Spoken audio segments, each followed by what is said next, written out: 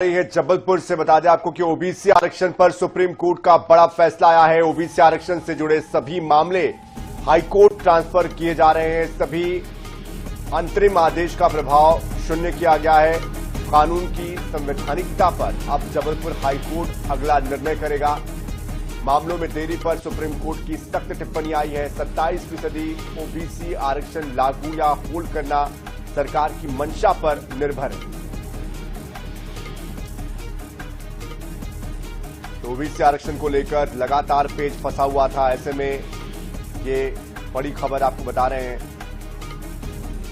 तो अब जबलपुर हाईकोर्ट करेगा निर्णय ओबीसी आरक्षण को लेकर। सुप्रीम कोर्ट की सख्त टिप्पणी के बाद सरकार की मंशा पर सवाल खड़े कर दिए हैं कोर्ट ने, क्योंकि इसके पहले जब सुनवाई हो रही थी उस वक्त सरकार की तरफ से पक्ष रखने के लिए सॉलिसिटर जनरल नहीं पहुंचे थे।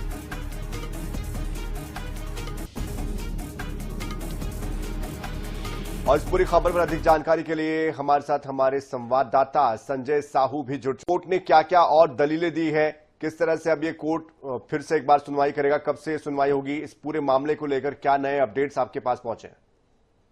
जी बिल्कुल, बात करें जिस प्रकार से ये मामला पूरा लटका हुआ था सुप्रीम कोर्ट ने, अब सुप्रीम कोर्ट ने पुनः गेंद जो है वो हाई कोर्ट के पाले में डाल दी है। क्योंकि राज्य सरकार ने सुप्रीम कोर्ट में याचिका दायर की थी, उसी को लेकर 27% का जो आरक्षण है उसको लेकर सबसे बड़ी बात ये है कि सुप्रीम कोर्ट ने जो ये बात कही है कि ये जो 27% आरक्षण रहना नहीं रहना ये राज्य सरकार के मंशानुसार निर्णय करेगा। तो ये बहुत बड़ी बात है, क्योंकि अब राज्य सरकार के पाले में गेंद है और अब सुप्रीम कोर्ट हाई कोर्ट में इसमें सुनवाई होना, तो देखना ये होगा कि इसकी सुनवाई कब से और रेगुलर प्रारंभ होगी। सबसे बड़ी बात यह है कि ये सुनवाई जो है जब भी शुरू होगी तो रेगुलर शुरू होगी और उसमें अंतिम निर्णय तक पहुंचा जाएगा। तो अब राज्य सरकार और सुप्रीम हाई कोर्ट ही इसमें निर्णय करेंगे कि 27% आरक्षण जो ओबीसी को आरक्षण दिया गया है वो होगा कि नहीं।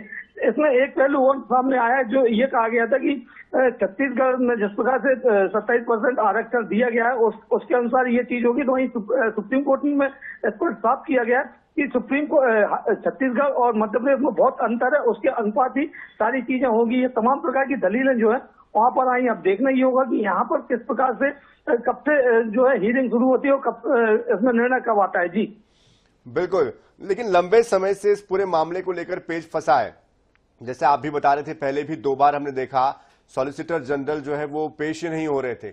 ऐसे में सरकार का क्या कोई रुख इस पर आया है, कोई प्रतिक्रिया आई है इस तरह की कोर्ट ने टिप्पणी की उसके बाद?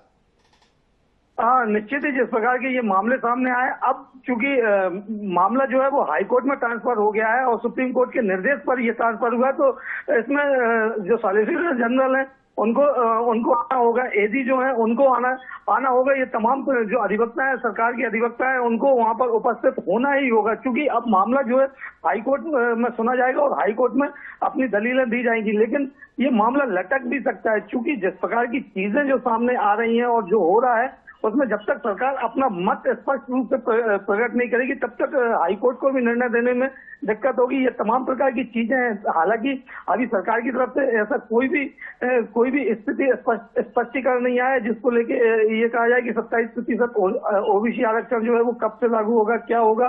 और जब तक हाई कोर्ट का फैसला नहीं आ जाता तब तक सरकार अपना मत भी इसमें स्पष्ट नहीं कर सकती। हाँ, ये बात जरूर है कि सरकार जो है अपना मत हाई कोर्ट के समक्ष रख सकती है। जी बिल्कुल, बात वही आकर रुक जाती है संजय कि हाई कोर्ट को के सामने मत रखेगी, लेकिन जब पेच फंस रहा था तभी तो मामला सुप्रीम कोर्ट गया था। बहरहाल आप नजर बनाए रखिएगा, आगे फिर से आपसे अपडेट हम लेते रहेंगे। बहुत शुक्रिया फिलहाल इस पूरी जानकारी के लिए। तो 14% ओबीसी को जो आरक्षण है वो मिल रहा है, जबकि 27% करने को लेकर ही ये अब तक के स्थितियां फंसी हुई थी। क्योंकि इसके पहले कमलनाथ की सरकार में 2023 में जब 14 महीने की सरकार आई थी तो उसको 27% किया गया था, लेकिन उसके बाद इस पर रोक लगी और अब रोक लगने के बाद फिर से एक बार ये मामला कोर्ट के पाले में चला गया है।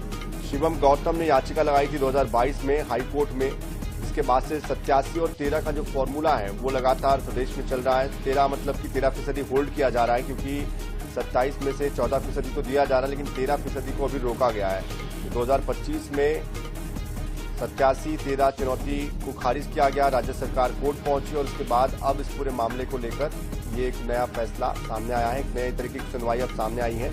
जबलपुर में ये सुनवाई होनी है।